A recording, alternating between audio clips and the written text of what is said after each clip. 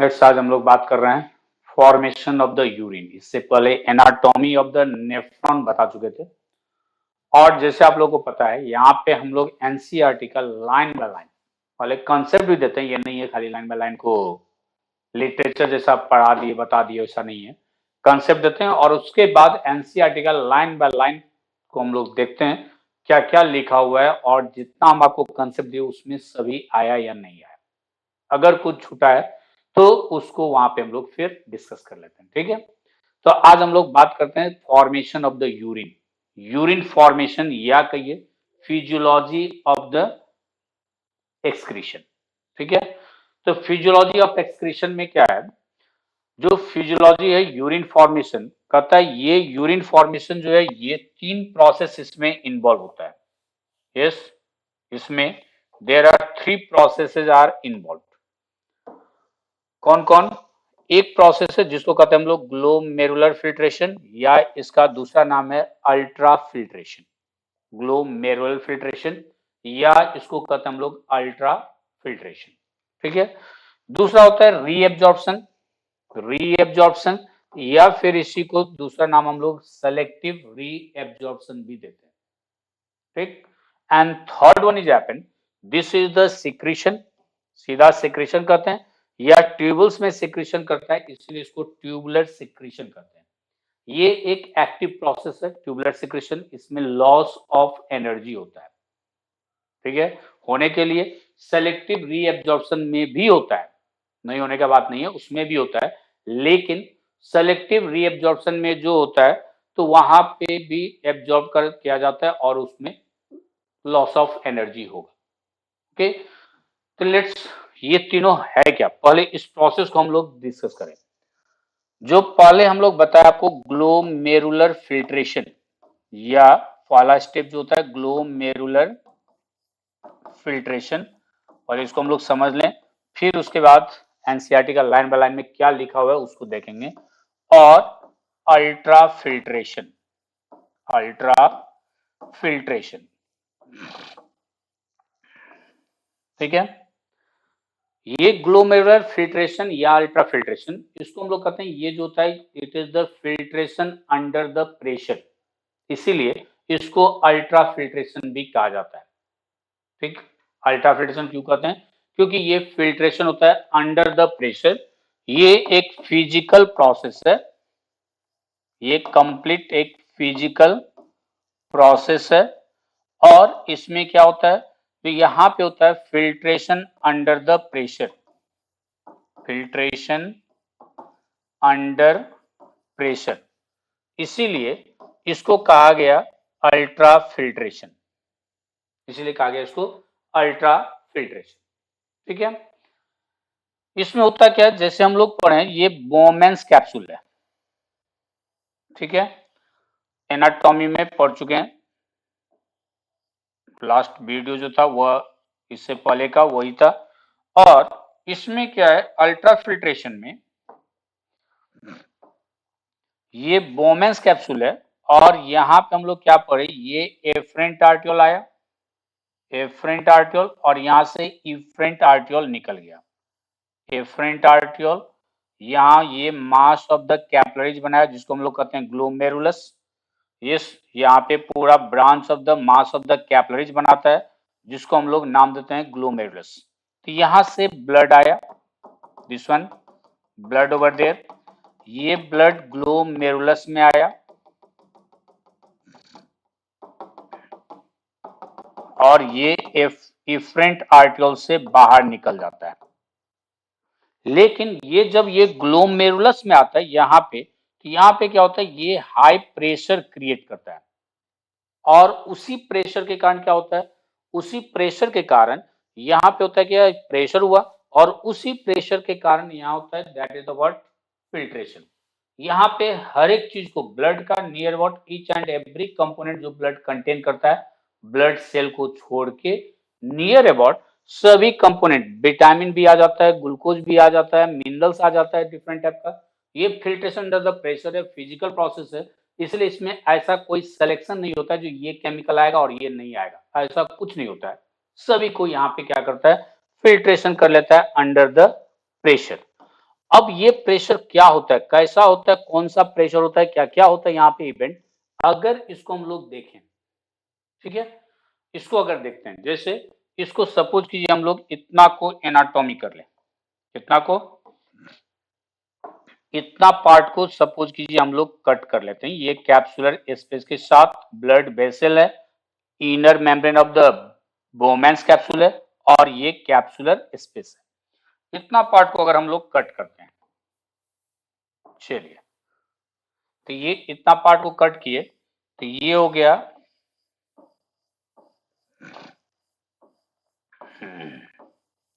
Wall of the blood vessel, जो capillaries है glomerulus का, उसका ये हो गया,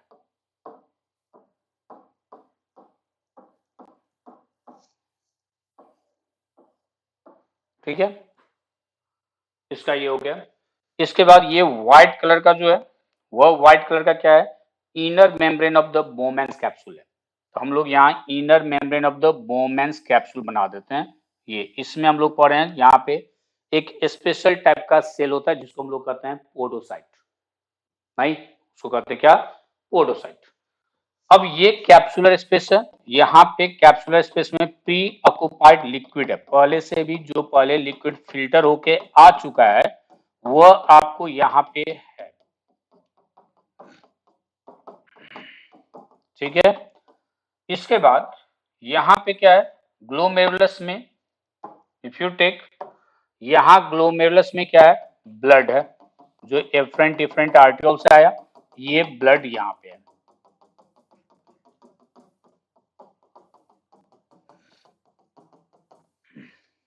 clear. Now there is the word, अब क्या करेंगे हम लोग, अब यहां देखेंगे क्या है, कौन सा प्रेशर क्रिएट होता है। तो एफरेंट आर्टिकल यहाँ आया और यहाँ से इफरेंट आर्टिकल आया, यहाँ जो ब्लड आता है तो इस कैपिलरीज में, इस कैपिलरीज में क्या होता है, प्रेशर क्रिएट होता है, और ये ग्लोमेरुलस में प्रेशर क्रिएट होता है, इसीलिए इसका नाम दिया गया ग्लोमेरुलर हाइड्रोस्टेटिक प्रेशर, जिसको हम लोग कहते हैं GHP.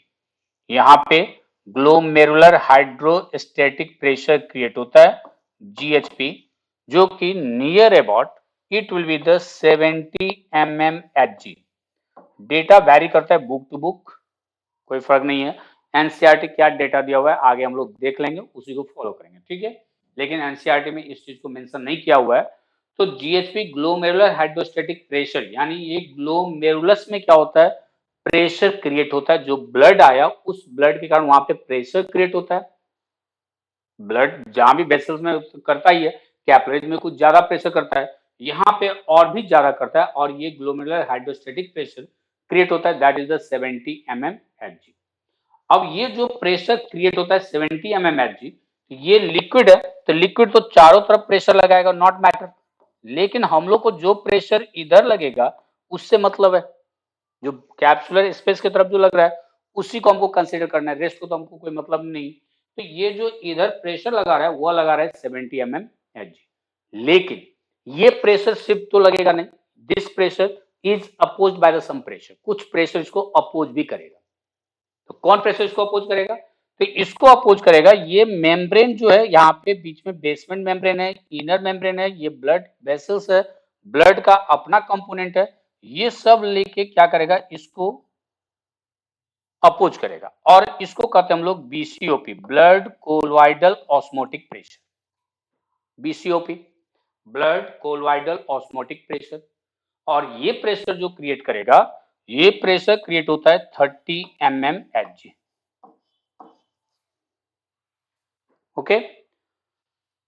Now this the word, फिर अब क्या है, एक और प्रेशर इसको अपोज करेगा, कौन सा प्रेशर, वो प्रेशर होगा ये कैप्सुलर स्पेस में जो पहले से लिक्विड आ चुका है, प्री ऑक्युपाइड लिक्विड, ये भी प्रेशर क्रिएट करेगा, और ये जो प्रेशर क्रिएट करेगा इसको कहते हैं हम लोग सीएचपी, कैप्सुलर हाइड्रोस्टेटिक प्रेशर, और ये नियर अबाउट क्रिएट होता है 20 mmHg, ठीक है। सबका फुल फॉर्म लिख लें, जीएचपी ग्लोमेरुलर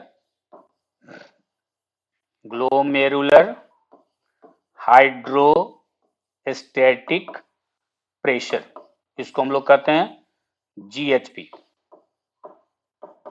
ठीक है। इसके बाद क्या हुआ, blood colloidal osmotic pressure, blood colloidal osmotic pressure, BCOP, ठीक है। और CHP क्या हो गया, तो CHP हो गया कैप्सुलर हाइड्रोस्टेटिक प्रेशर। ये प्रेशर कौन क्रिएट किया, तो ये प्रेशर क्रिएट किया कैप्सुलर स्पेस में जो पहले से लिक्विड प्री ऑक्युपाइड लिक्विड था उसने क्रिएट किया। यहाँ जो पहले से जो लिक्विड आ चुका था वह प्रेशर क्रिएट किया, दैट इज द CHP, ठीक है। अब ये प्रेशर GHP लग रहा है टुवर्ड्स द कैप्सुलर स्पेस, इसको अपोज कर रहा है BCOP और CHP, ये दो प्रेशर अपोज कर रहा है। फिल्ट्रेशन होना है किधर, फिल्ट्रेशन होना है इस ब्लड से कैप्सुलर स्पेस के तरफ, इधर प्रे होना है। तो इसको हम लोग इस डायरेक्शन को पॉजिटिव मान के चलें। कहिएगा प्रेशर सर स्केलर क्वांटिटी है, तो यहाँ फिजिक्स नहीं, यहाँ पे हम लोग को सिर्फ ये देखना है जो इधर कितना प्रेशर के कारण, इस प्रेशर कितना रिजल्टेंट प्रेशर लगता है जिसके कारण फिल्ट्रेशन हो रहा है। तो फिल्ट्रेशन यहाँ से तो इधर होगा, इसीलिए इसको हम लोग GHP को हम लोग इधर का पॉजिटिव माने और ये सभी को हम लोग निगेटिव माने, ठीक है। तब क्या होगा, नेट इफेक्टिव फिल्ट्रेशन प्रेशर जो हम लोग देखेंगे, net effective filtration pressure, net effective filtration pressure,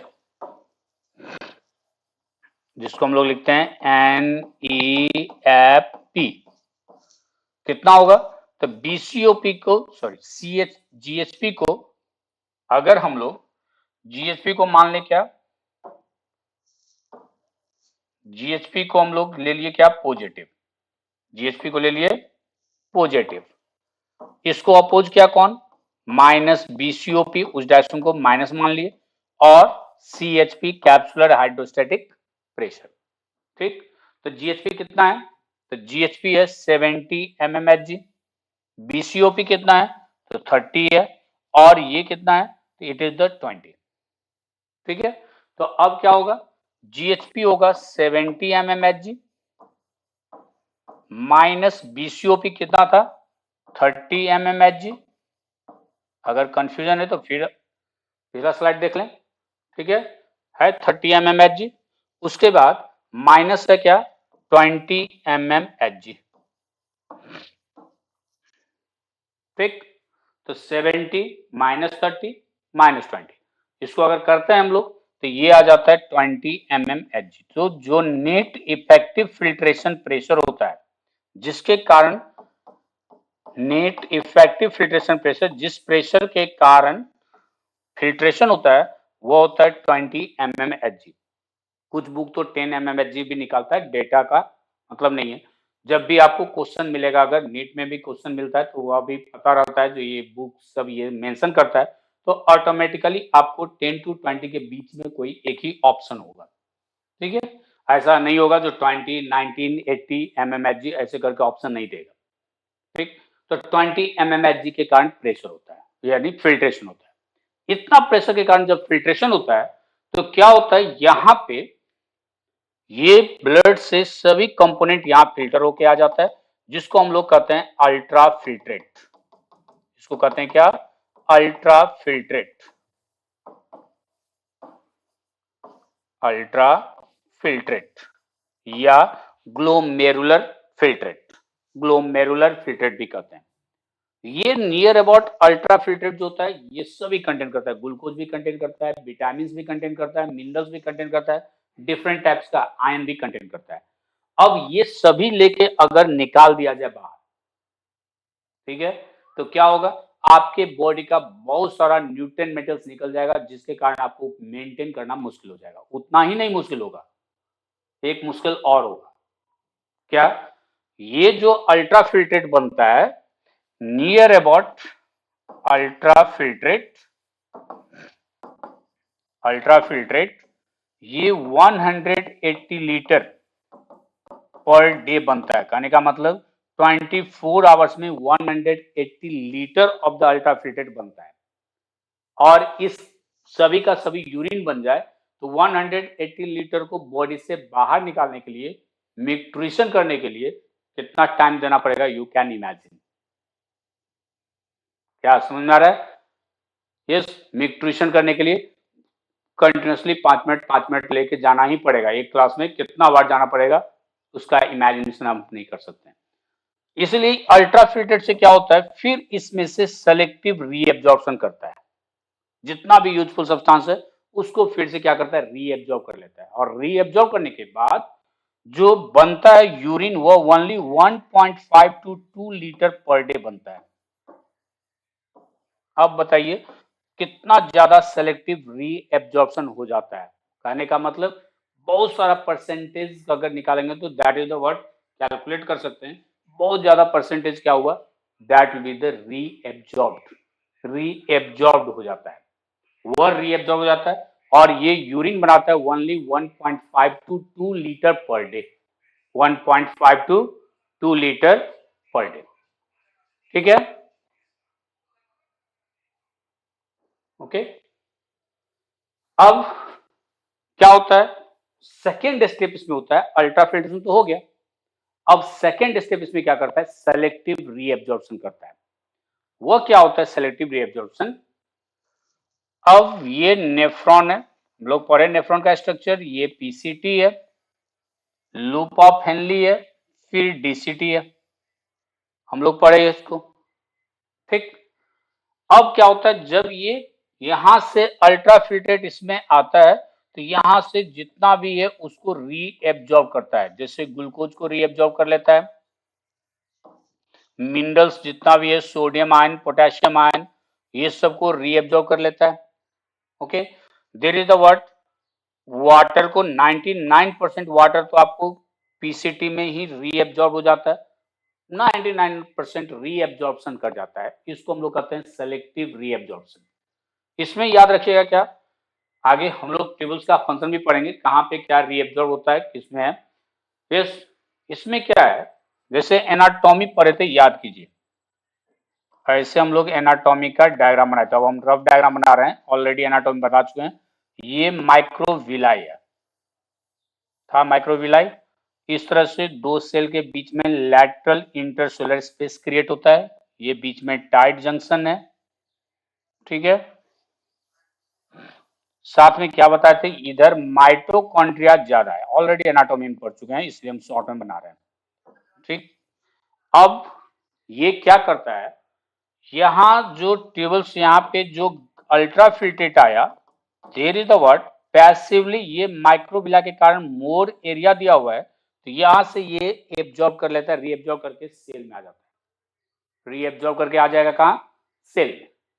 इसके बाद ये सेल से ग्लूकोज, विटामिन, मिनरल सभी को एक्टिवली, इसीलिए यहाँ पे माइटोकॉन्ड्रिया ज्यादा होता है, एक्टिवली इसको देता है लैटरल इंटरसेलुलर स्पेस में। सिर्फ एक को छोड़ के, एक को पैसिवली रीअब्जॉर्ब करता है, वह है क्लोरीन आयन। वाटर तो है ही, लेकिन क्लोरीन आयन को पैसिवली, नहीं तो क्लोरीन आयन को छोड़ के और वाटर को छोड़ के सभी को एक्टिवली लाता है लैटरल इंटरसेलुलर स्पेस में।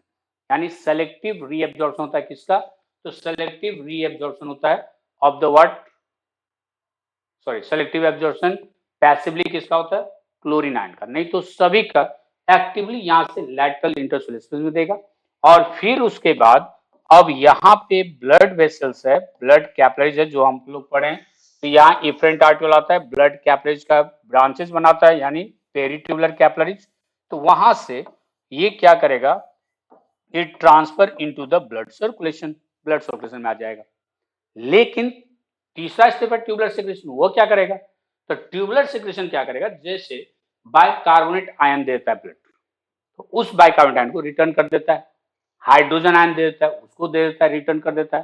पोटेशियम आयन अगर ब्लड में रह गया तो उसको ये सेंड कर देता है। तो bye the loss of energy क्या करता है, बाइकार्बोनेट आयन को, हाइड्रोजन आयन को, इसको क्या करता है, ठीक जो सेलेक्टिव रीअब्जॉर्प्शन होता है उसी के अपोजिट डायरेक्शन में इसको फिर से रिलीज कर देता है इन द ट्यूबल्स। इसी का नाम देते हैं हम लोग ट्यूबुलर सेक्रेशन। ठीक है, तो ये 3 स्टेप होता है, क्लियर है। अब बुक में क्या क्या लिखा हुआ है उसको हम लोग देखते जाए। जैसे इसमें है ग्लोमेरुलर फिल्ट्रेशन, इसको हम लोग हटा दें।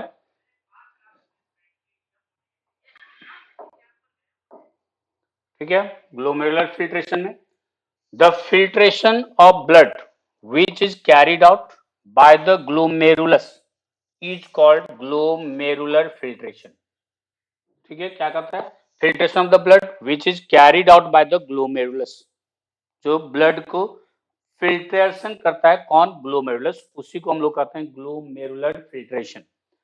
ऑन एवरेज 1100 से लेके 1200 ml of blood is filtered by the kidneys per minute, which constitute roughly 1/5 of the blood pumped out by each ventricle of the heart in a minute। यानी cardiac output का, याद है, cardiac output का 1/5 of the blood जो pump करता है उसका 1100 से 1200 ml को ब्लड को फिल्टर करता है किडनी पर minute, 1/5 of the cardiac output. ठीक, the glomerular capillary blood pressure causes filtration of the blood. बताए, जो फिल्ट्रेशन होता है ग्लोमेरुलर कैपिलरी में ब्लड प्रेशर के कारण यहाँ फिल्ट्रेशन होता है, causes filtration of blood through 3 layers. कौन कौन? Endothelium of the glomerular blood vessel. बताए, ब्लड वेसल्स का मेम्ब्रेन जो है इंडोथेलियम वो होगा कैपिलरीज का। The epithelium of the Bowman's capsule and A basement membrane between this 2 layers. Bowman's capsule का जो इनर मेम्ब्रेन है उसमें इस 3 मेम्ब्रेन के को क्रॉस करके जाता है। जैसे बताए, ये इनर मेम्ब्रेन है, यहाँ पे ब्लड वेसल्स आया, ये ग्लोमेरुलस बनाया, तो इसका मेम्ब्रेन और बेसमेंट मेम्ब्रेन, इस 3 मेम्ब्रेन को क्रॉस करके तब फिल्ट्रेशन होना है। Okay, then after the epithelial cells जो है इसका बोमेन्स कैप्सूल का, उसको कहते हैं हम लोग पोडोसाइट, जो एनाटॉमी में पढ़ चुके हैं हम लोग, याद है।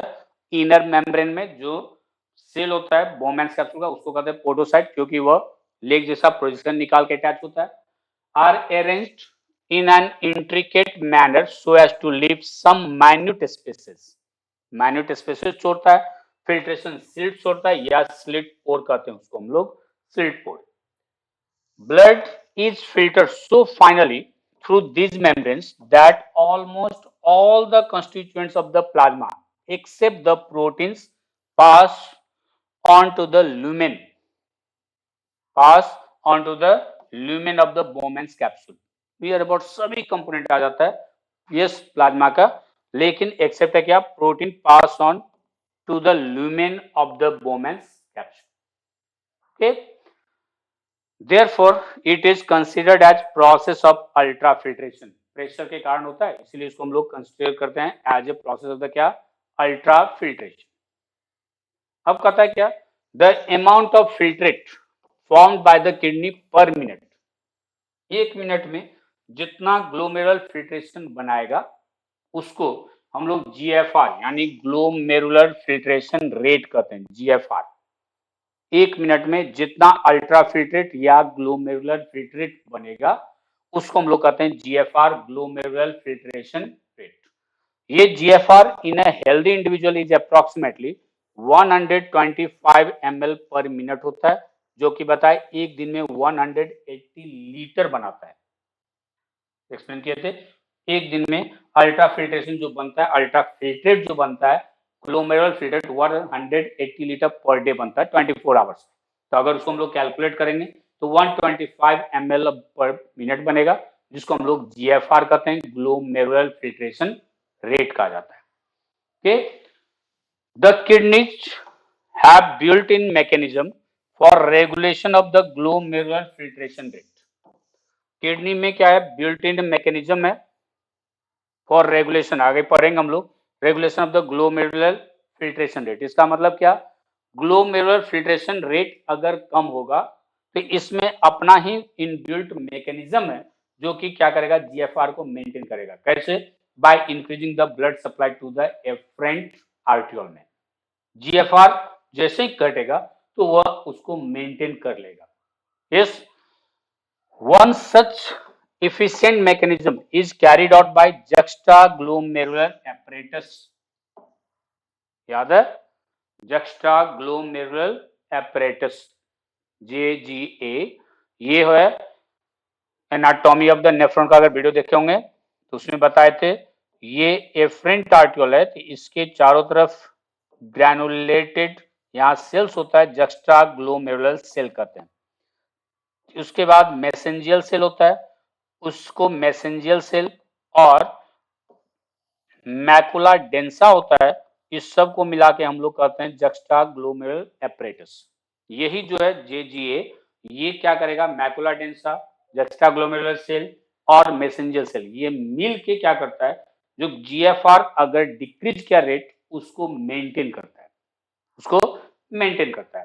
ठीक है, क्या कहता है, JGA is a special sensitive region formed by cellular modifications in the DCT distal convoluted tubule, यानी मैकुला डेंसा जो है वह डीसीटी में है, and the afferent arteriole at the location of their contact.